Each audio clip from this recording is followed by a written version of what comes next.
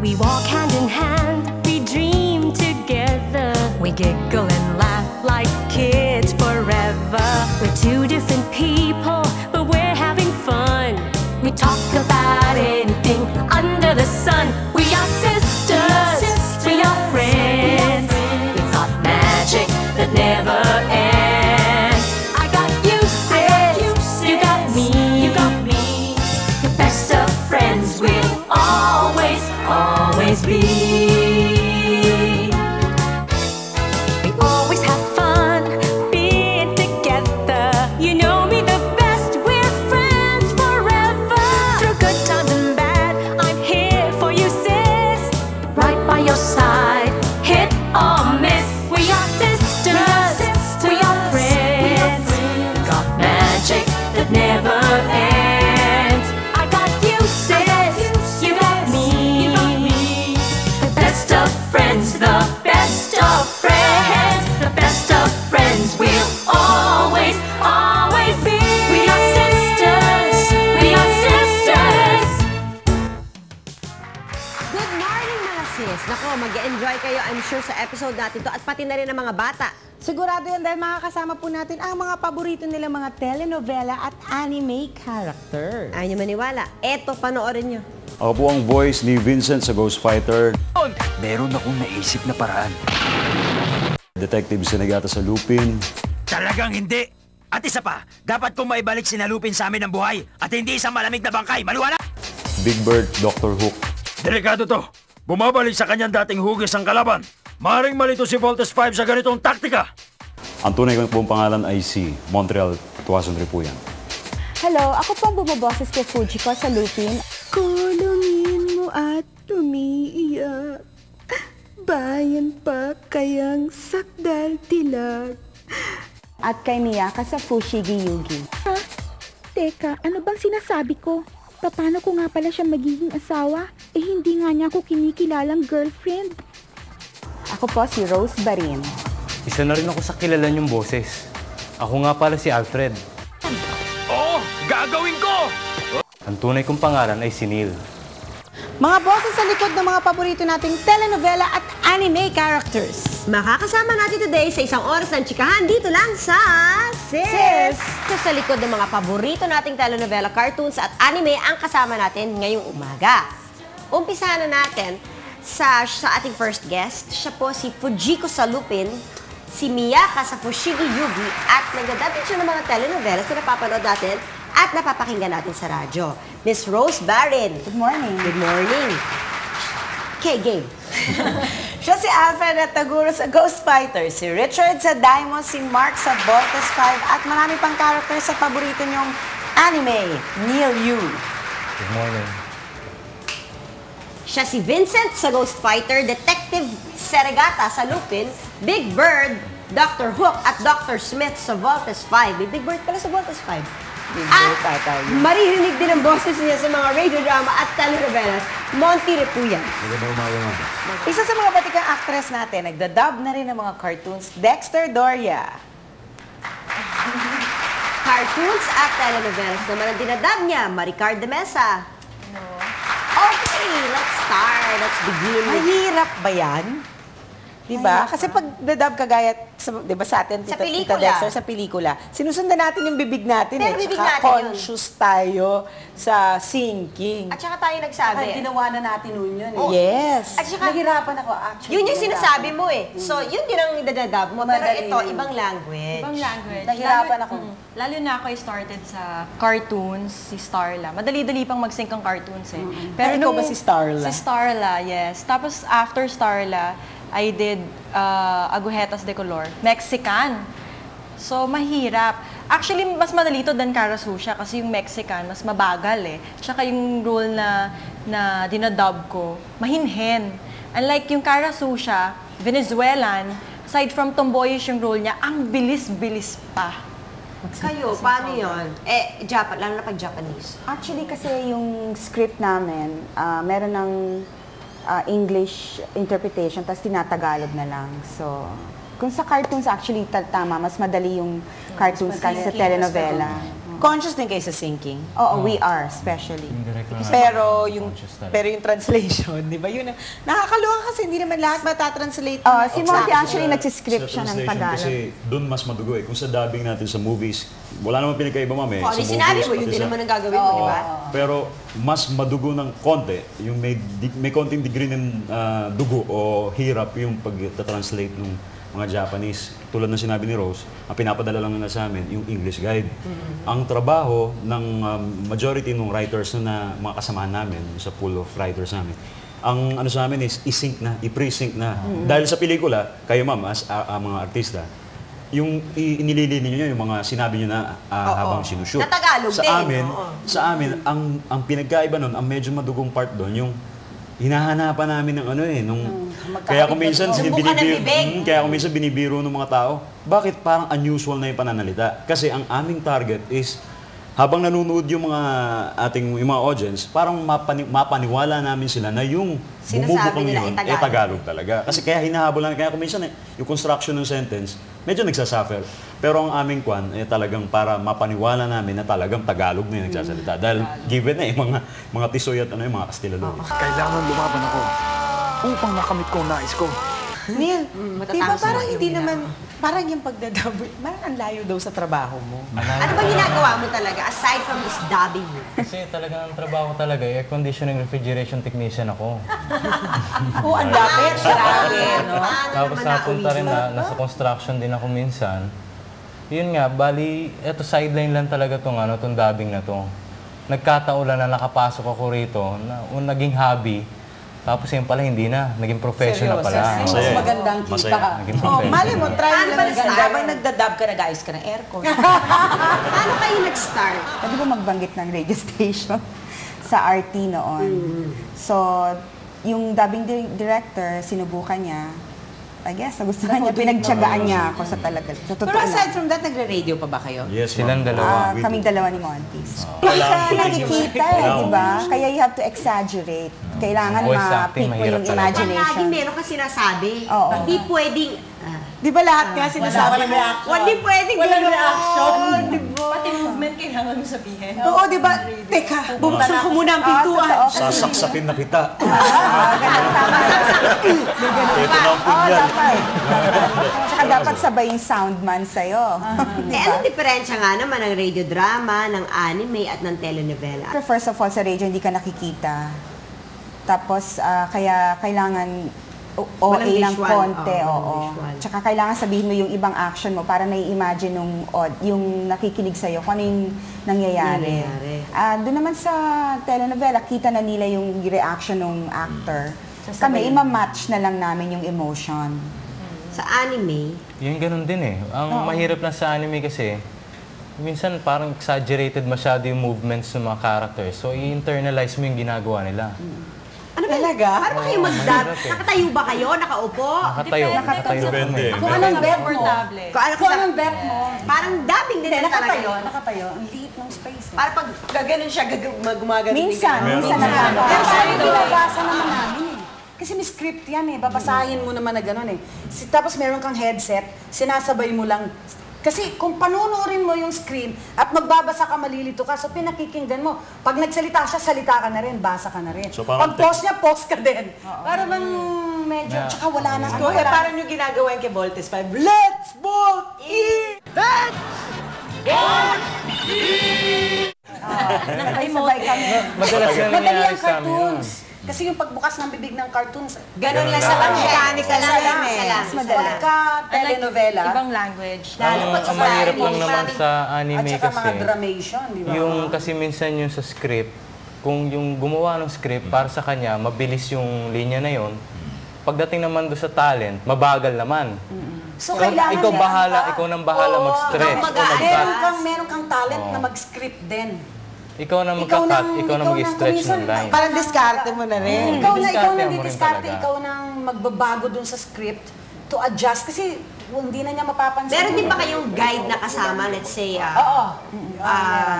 meron kayong, may mag-judge na lang. Ako nung una. Okay na yan, okay na yan. Dabi Pwede na yan. supervisor. Meron. Supervisor pa rin. Parang director ever. Kasi minsan nakala natin okay na. Sa Baka kanila. mamaya sa iba Kasi hindi, diba? nakatingin ka sa script eh. Hindi mo nakikita kung bumubuka pa pala yung bibig. Pero with sync ka regards or dun hindi. sa script, yung sabi ni Ma'am, tama po yun, na medyo mahirap yung cartoon. Ay, medyo Mas madali, madali, kasi Ganun dali lang. lang ang dali compared to telenovela.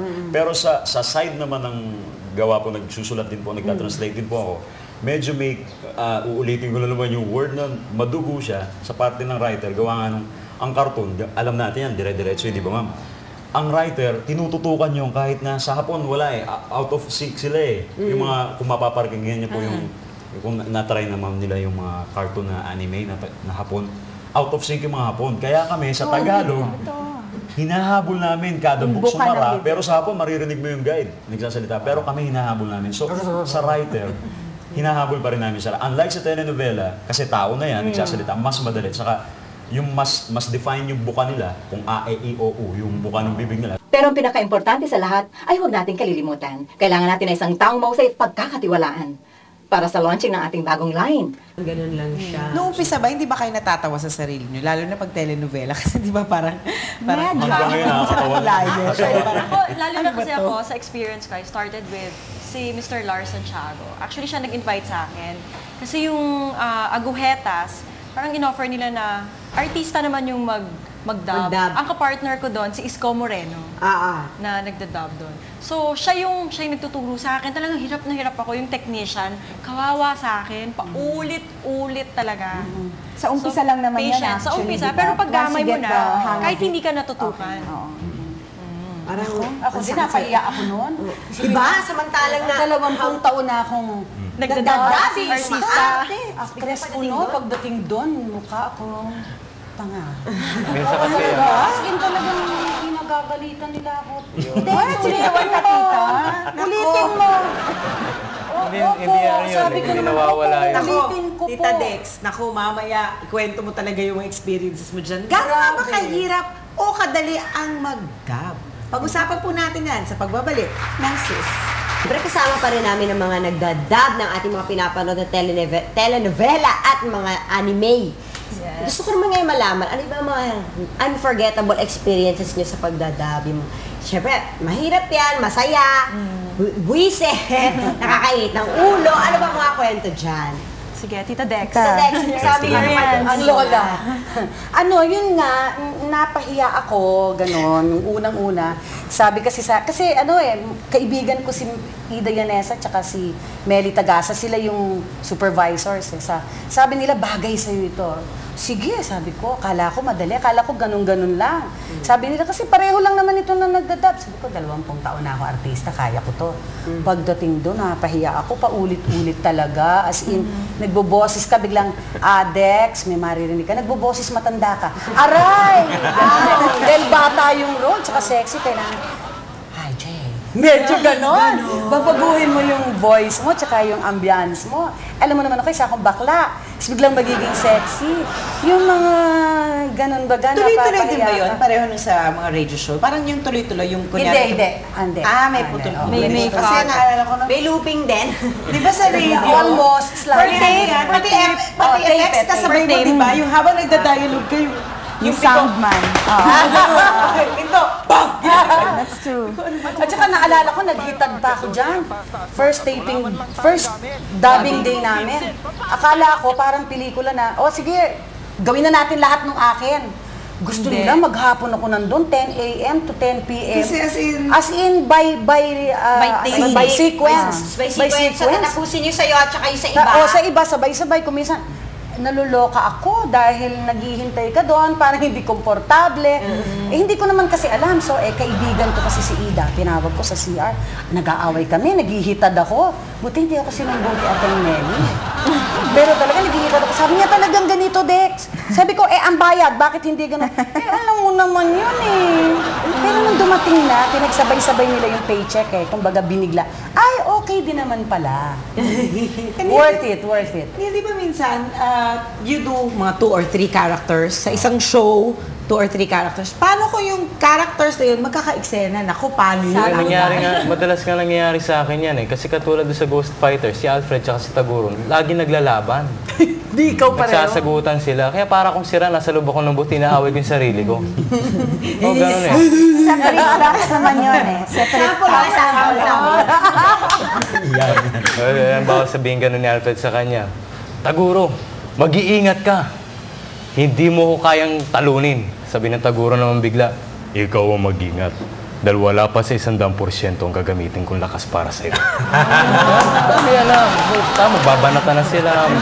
Confusing yun eh. Confusing. Pero separate tracks naman kasi yun eh. So you do first One character first. And Minsan then, ganon. Akala ko na eh.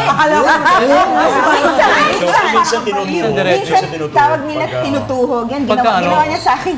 Minsan tinutuhog. Pagka magsasalubong kasi, parang magsasabay yung linya nila. Yun, separate track. Pero pagka may pause, may gaps ng konti. Pwede mo pwedeng iwan diretso mo. Yun yung sinasabi niya, nagiging baliw na siya. O ano sa tingin mo, Detective Zenigata? Mabisang naimbenta kong bombang pating, hindi ba? Oo, pero hindi mo sila dapat iligpit.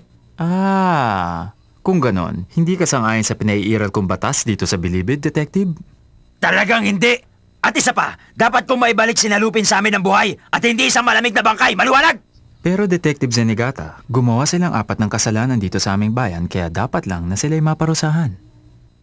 Kapag ginawa mo yan, Warden, mapipilitan akong humingi ng responde mula sa aming bansa. At tiyak na malaking gulo yun! Yung pinaka-bad trip na part doon, yung nakaka-take 20 ka na, hindi mo pa nadadiretso yung Tagalog. Nangyari sa Kasi akin. minsan may Siguro depende sa mood eh. Sa madaling araw na nakikita ko na yung technician, umiinit na yung ulo sa akin. Take 20, take 25 na, hindi ko siya mas-stretch talaga yung dila ko. Depende rin sa mood. Baka napagod na lang yung dila mo. Minsan yung kahit 3 words hindi lang. mo masabi, paulit-ulit. May days na gano'n eh. May off days din. May off days din. Kasi nga, 3 words nga lang eh. Kung kukunin mo pa yan, 15 takes pa. Talaga nakakaya. Nakakaya hindi na sa sarili mo dahil doon sa mga kasama mo. Kasi naghihintay sila eh. Oo, naghihintay sila. Kasi may dalawang klase, yung black dubbing kung tawagin, nasabay-sabay. Oo, sabay-sabay. Kung ako natagalan ako, nalilisik na yung mga talitong 4. Unlike kung individual dubbing naman. Nalilisik. Ang malilisik lang sa'yo, technician lang. Technician lang. Hindi, actually, individual, lahat nabibiktima niyan. Kahit yung pinakamagagaling, yung mga pinakasenyor. Ulit-ulit din. Kasi mahirap eh. It's not that easy. So, sasabihin nila, ikaw, nagkakamali ka. Smile ka lang. Dahil mamaya sila naman. Impossible na yung dire-diretso na makakana nila lahat yan ng take 1. Kasi maraming gano'n, di ba? Yung akala mo, lalo na pagbago ka, ang gagaling nila, papakita nila sa'yo. At saka sila mismo, pag hindi sila happy, pinapaulit nila. Alam nila eh, papaulit nila. Wala sa kanila yung take 2, take 3, hindi katulad sa artista. Pag na take 2 ka, parang wow, gano'n. So, natural lang, normal lang. Tama na!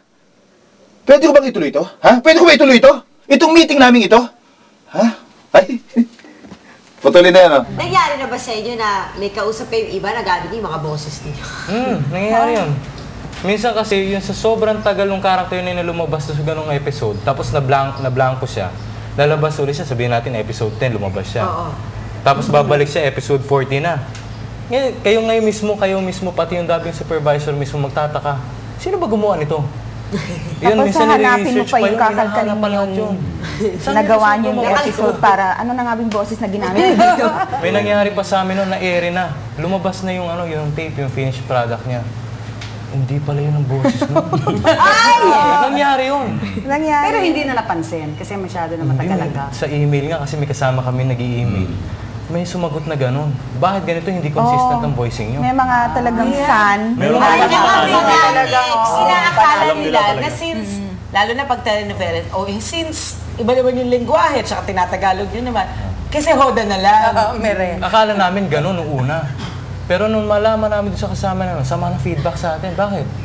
Parang nababoy daw yung kwento, parang gano'n. Sabi ko, bakit nababoy? Kasi itong character na to hindi naman daw ganito. Napanood na pala niya yung Japanese version nito. Iba pa lang, ano? Ibang character. Kasi nangyari sa amin katulad dun sa para Ghost sa Ghost Fighter, Fighter, di ba yung character ko? Akala namin babae, so kung mababang boses. Yung pala naghubad. Lalaki pala yun. Ginawa na lang namin ng paraan para sabihin na, kasi ibang mundo na to, kaya lalaki na ako dito. Naging bakla siya.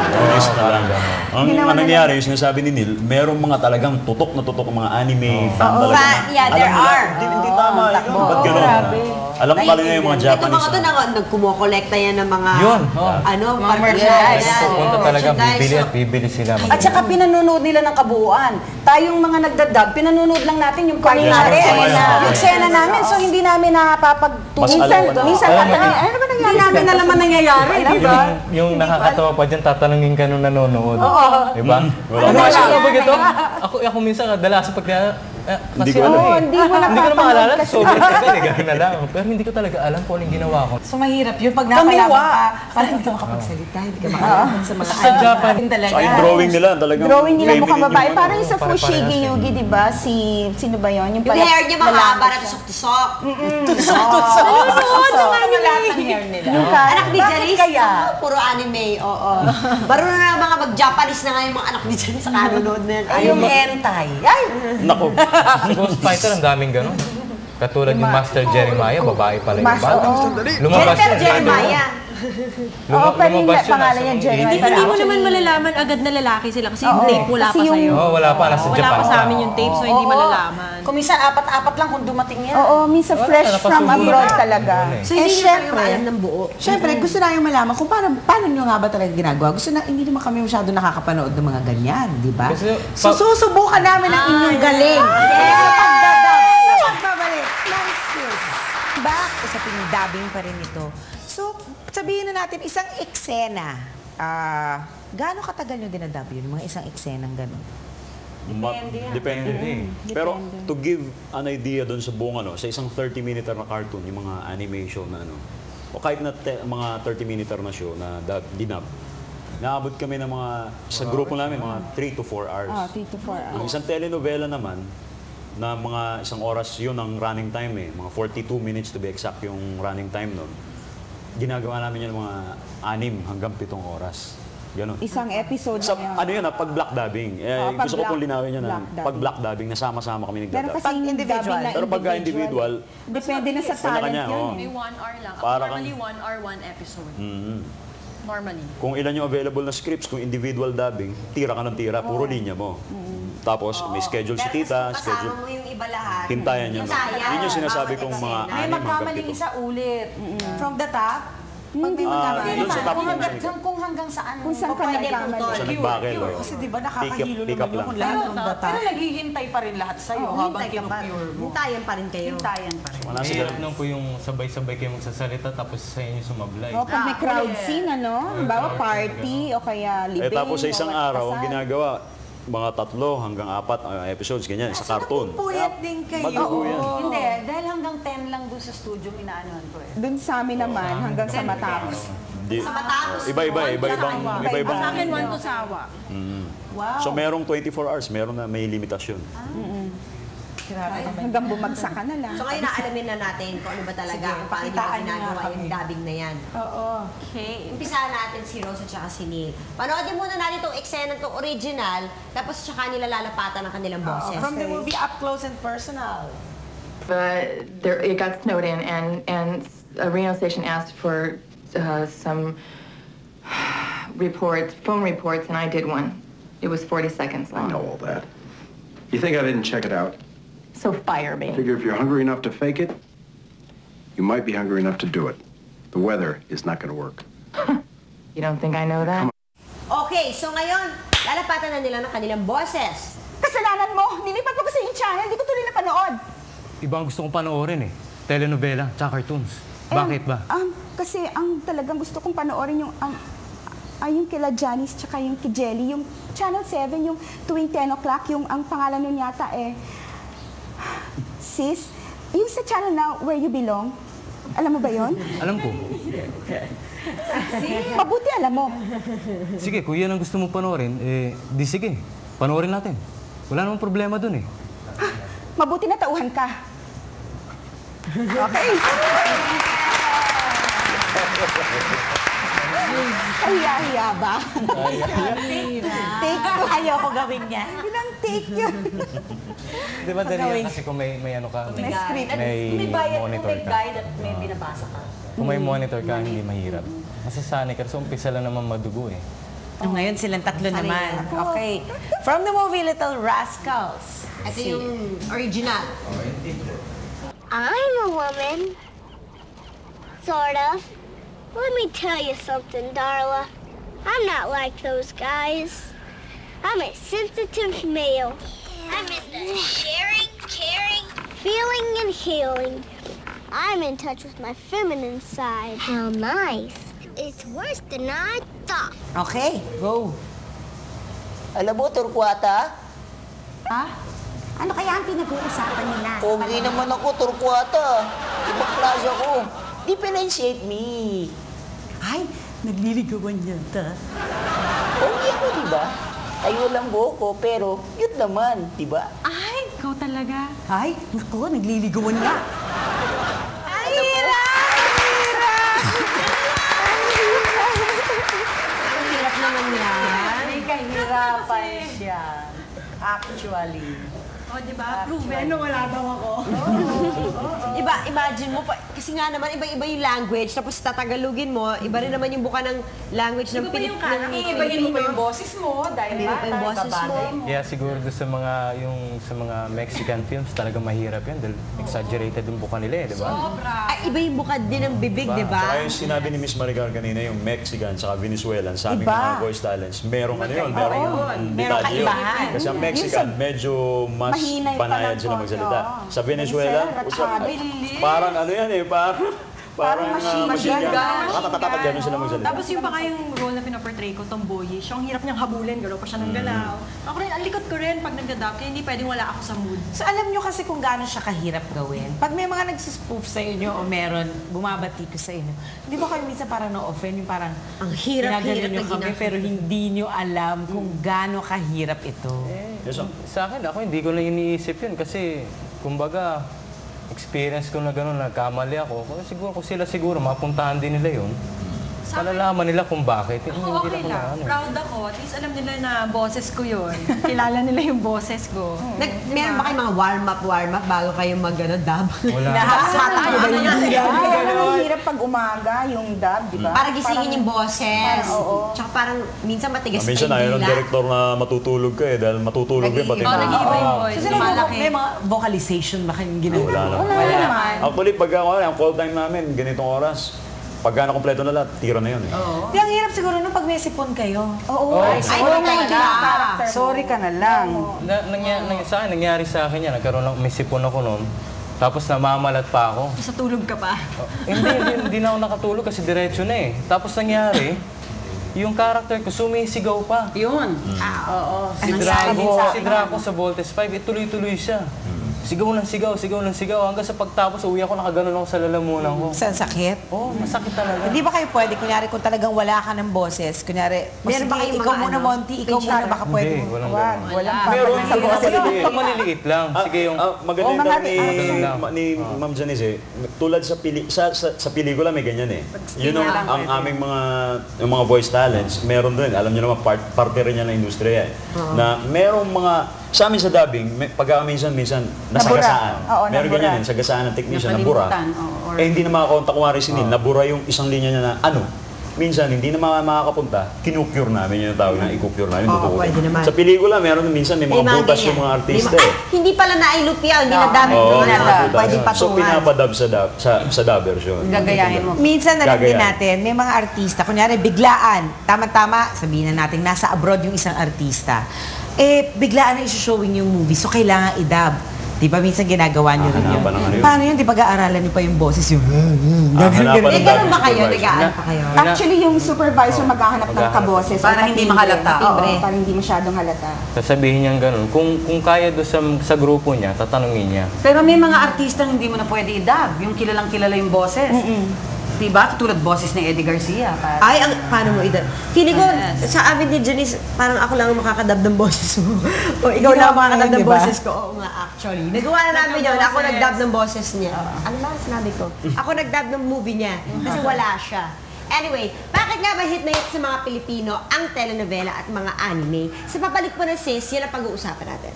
Parin kami, at ang gusto kong malaman ngayon, ano ba ang input ninyo, ang opinion ninyo? Bakit ba talaga ang hilig ng mga Pinoy sa mga telenovela, sa mga anime na yan? Ako for one, sa telenovela, lalo na yung mga Mexican and Venezuelan, mas nakaka-relate kasi yung mga Pilipino. Parang mas makatotohanan sa kanila kasi nangyayari sa kanila Nagkakahawig. Nagkakahawig sa buhay nilang totoong nangyayari. Ang mga istorya nila, Sa Mexican. yung mga istorya natin. Unlike sa yung mga English movies na tinatranslate natin, parang hindi sila makarelate. Parang ibang-iba yung mga eksenang nakikita nila. Malayo. Sa totoong nangyayari. Madrama, may inaapi, may kontrabida. Halos nagkakahawig Diba? Yan ang gusto natin. Actually, in short formula.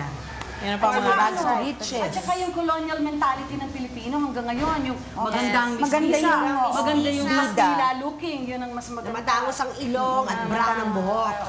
Oo, ng mga blandina. Oo, yan ang gusto natin. Puputi.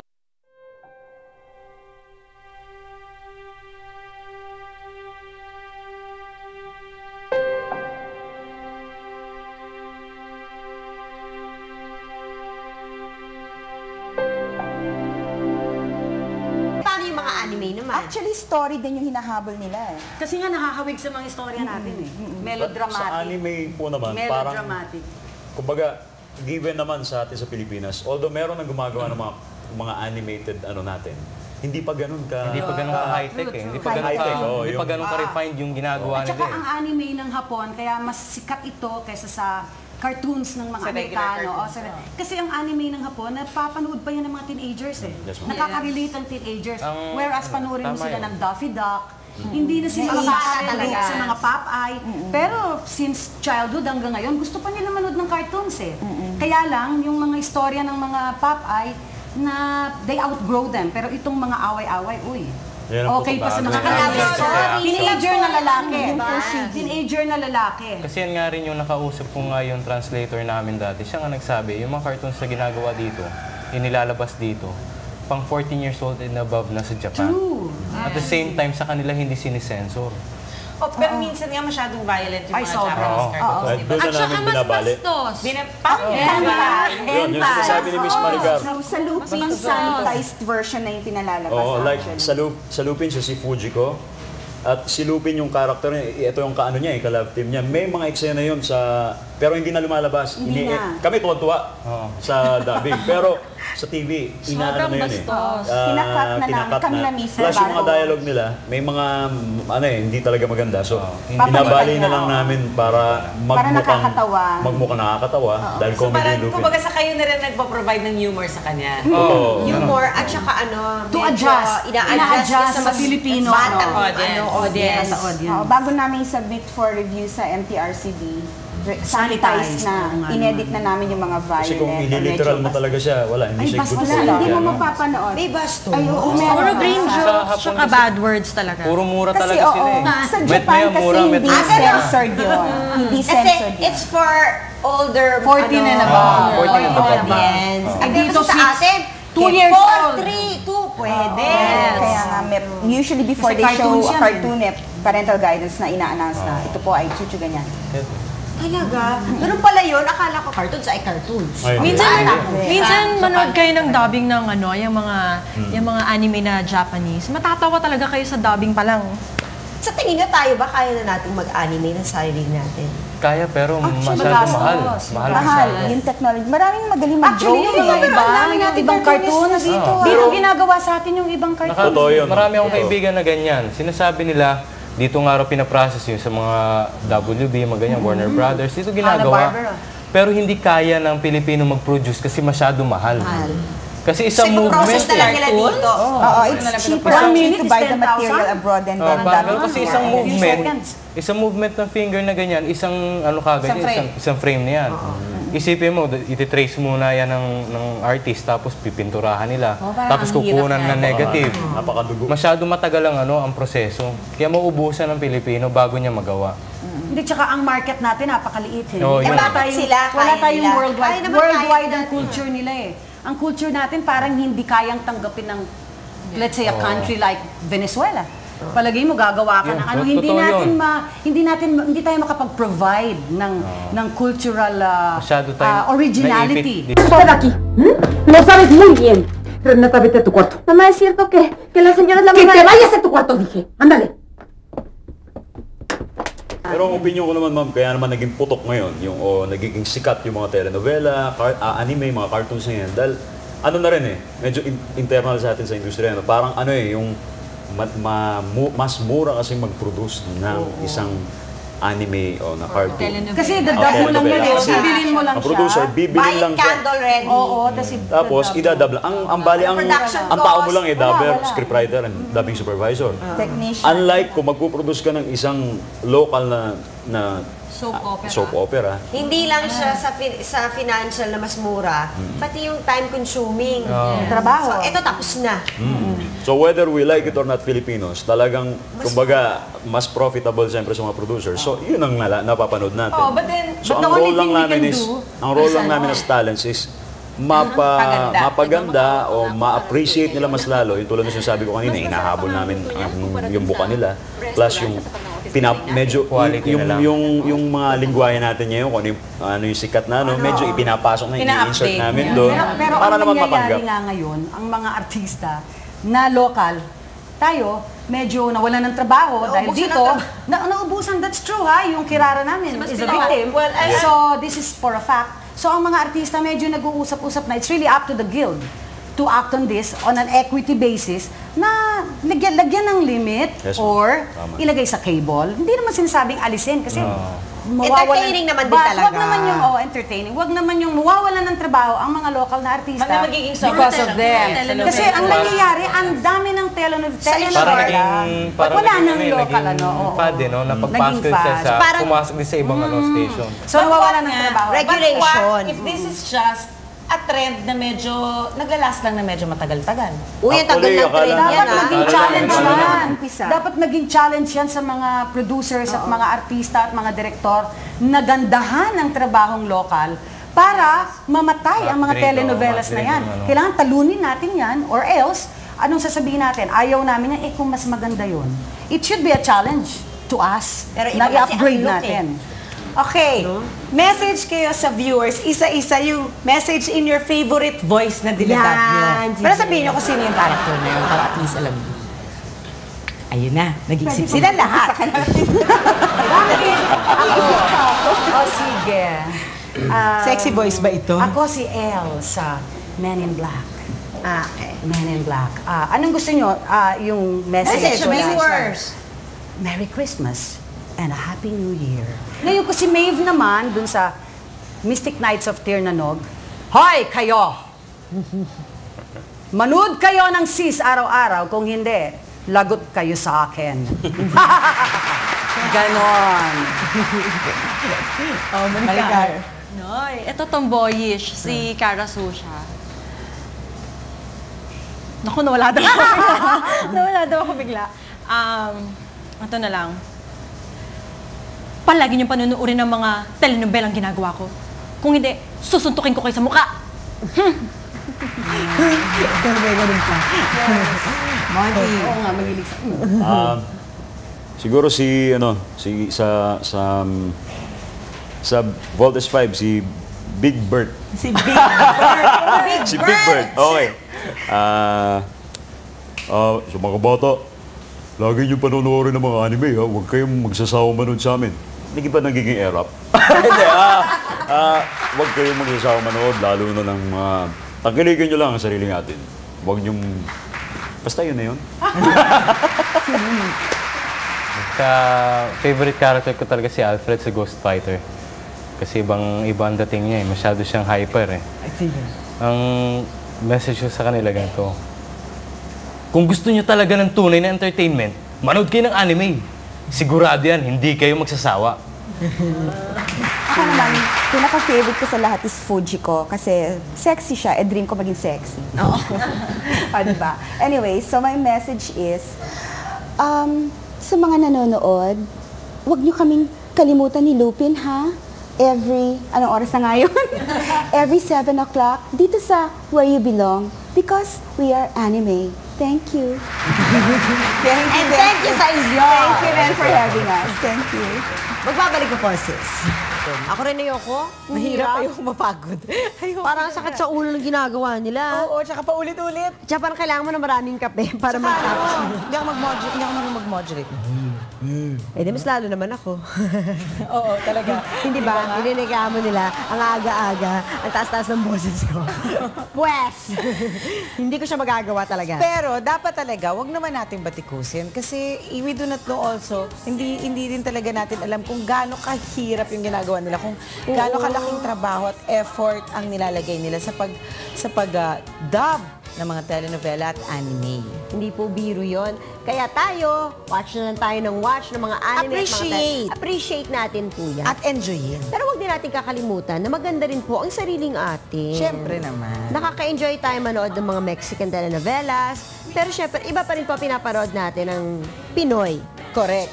So, sana po nag-enjoy kayo at kami talaga na-intriga sa aming episode today. Yes, correct. At siyempre, sa next episode, mas maganda pa. Correct. Gusto ko lang po magpasalamat sa FNH para sa aking damit. Okay, sa Human para sa aking damit. Sa London Manila sa hair. Chloe for my eyewear, Optical Works. Bambi Fuentes for our hair and makeup. Wade for our shoes. And thank you very much. Thank you very much. Ay, Joel Mendez. Wayless Center. Okay. Bye!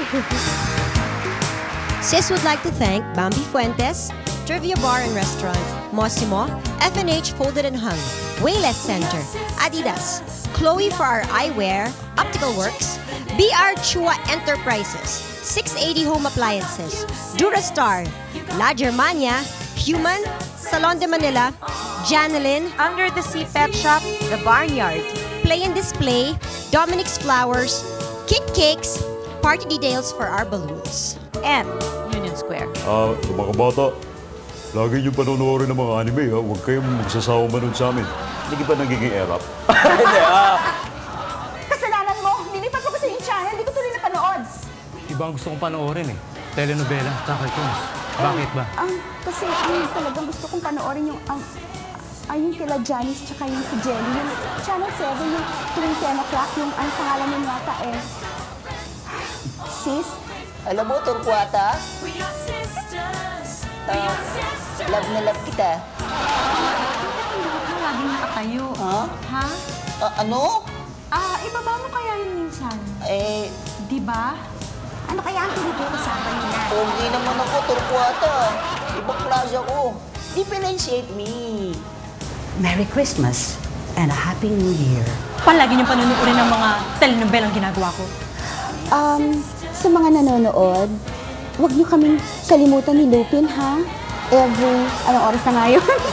Every 7 o'clock, dito sa Where You Belong, because we are anime. Thank you. Always be